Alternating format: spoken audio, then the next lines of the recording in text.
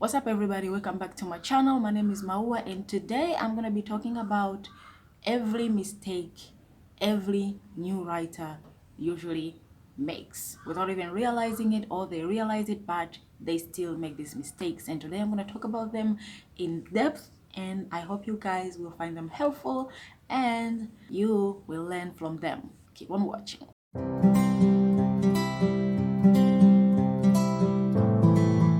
Mistake number one, change of tenses. Yes, that's right.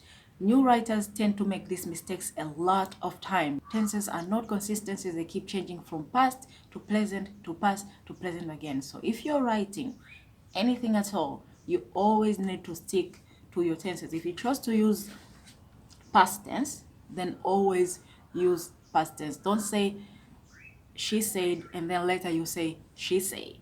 You understand? So you always need to keep the tenses consistent. You need to keep writing. If you chose past tense, keep writing in a past tense. If you chose to write in the present tense, then keep writing in the present tense. It's not easy to do this, but you need to make sure you stick to it. Mistake number two, missing punctuation. This in terms of question marks, commas, tags, full stop, on any other form of punctuation out there. I'm going to give an example of what, because I've seen this quite a lot of time and it's quite disturbing.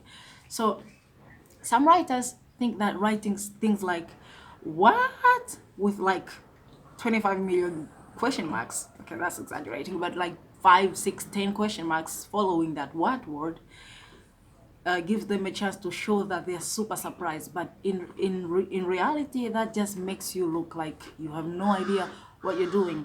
What you need to do is just write what with one question mark. Don't put 2, 5, 10 question marks. Just one is enough to drive the point home. Commas. I'm going to give examples of commas so you can know where commas usually are supposed to be going. Commas goes before any noun. For example, where are you going, Emma? Where are you going, Emma? Comma goes before Emma's name. Emma's name is a noun, so comma goes just before that. Another place where you can put commas is just before any conjunctions, like and, as, but. You put commas before them. For example, I want to go, but I'm afraid. I want to go, but I'm afraid. I haven't done anything yet. I haven't done anything yet, comma just before any conjunctions. Number 3, covers and titles. This is at the utmost importance. You need to be very careful with your cover. I should have known that the cover is the first person anyone sees before they actually decide to look into your book.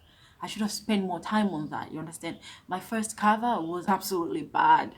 I mean, I didn't spend much time trying to create something nice, but I should have known. The saying, don't judge a book by its cover, is actually true. People do judge books by its cover, so make sure your cover is very attractive. To first attractive people to read your book, you need to make sure the cover is attractive. The second thing, the title of the book. Make sure the title is also attractive. Now, for me, my first book was called Amelia. But I named it Amelia because there was no other way to name it, because the book is about her, is about Amelia. So it went with the theme of my book.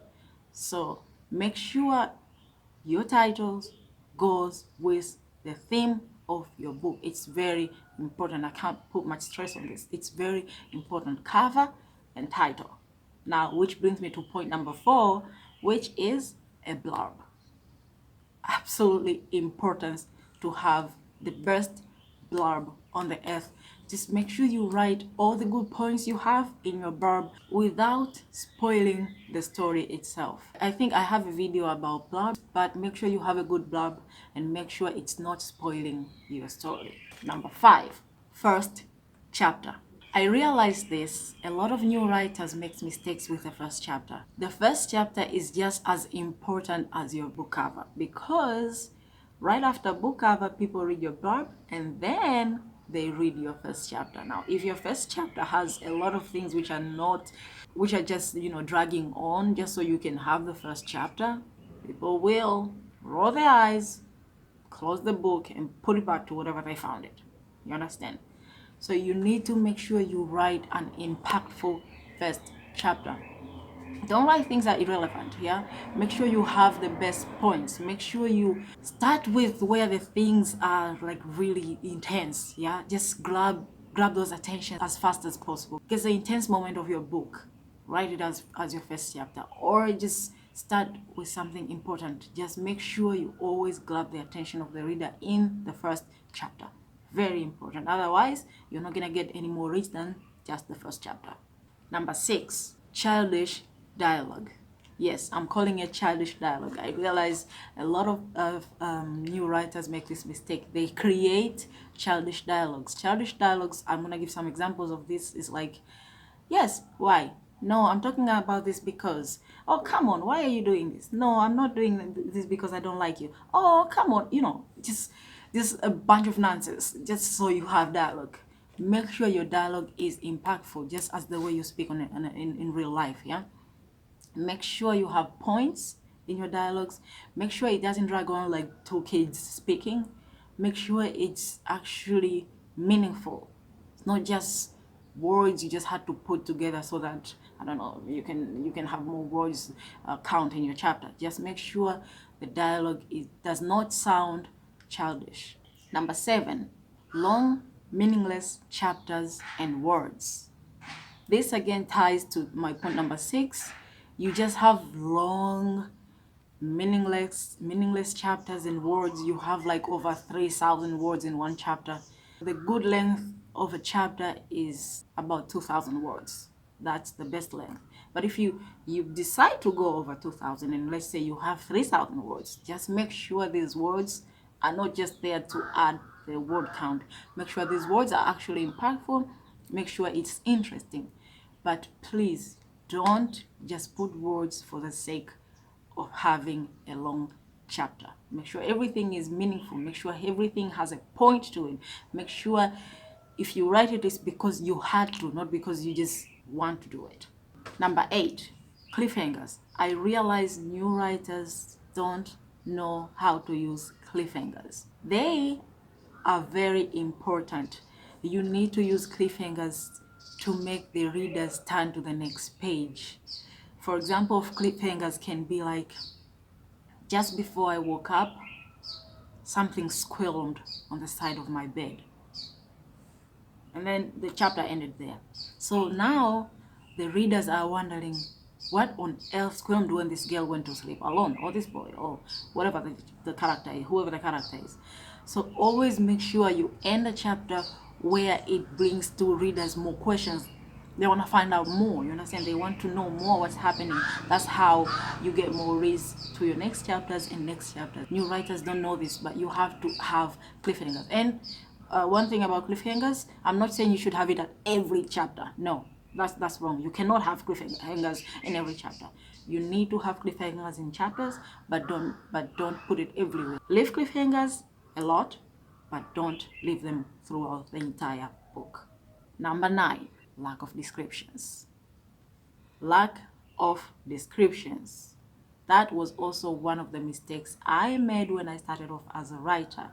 Between the dialogues, you always need to have descriptions. Not okay, you don't have to put every between the, like two people speaking, every second one person says something, you put a dialogue. No, you can have, you put a description. No, you can have a dialogue, but then make sure there's a description. Maybe when your character was speaking, his head was itching. So instead of just speaking, he can raise his hand and scratch his head, or he can look around, or he can, expressions, facial expressions, body expressions, the surrounding expression. Maybe the hair was, I don't know, disturbing your face, or the wind was, I don't know, but something. Always have descriptions. Yeah, always make sure you describe things. Always make sure you tell us, because we don't know your scene. You tell us what's happening. Make sure you tell us what's going on when these characters are talking, what's going on around them. Yeah, make sure you do that. It's very important. Number 10, and the last for today, is introducing your main characters as well as any other supporting characters in your book.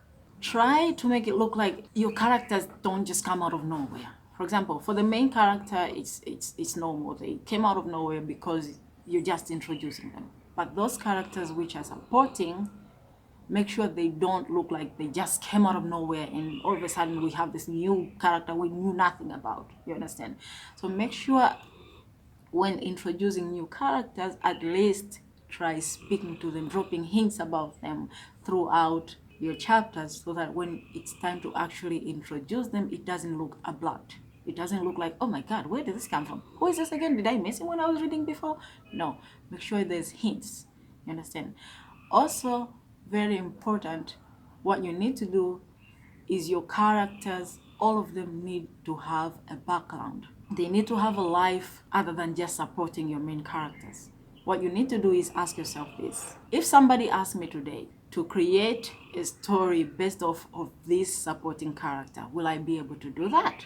Can this character stand on his own? Like, just because he's only there to support your main character doesn't mean he shouldn't have any life of his own. You understand? Maybe he has parents, maybe he has also problems in his home, or maybe something, but he has to be able to stand on his own. If you want to create rounded off characters, always make sure each and every character can stand on their own feet. All right, you guys, thank you very much for watching. I hope I was helpful today, and please, if you like this video, thumbs up. Don't forget to subscribe. I'll see you guys on the next video. Bye.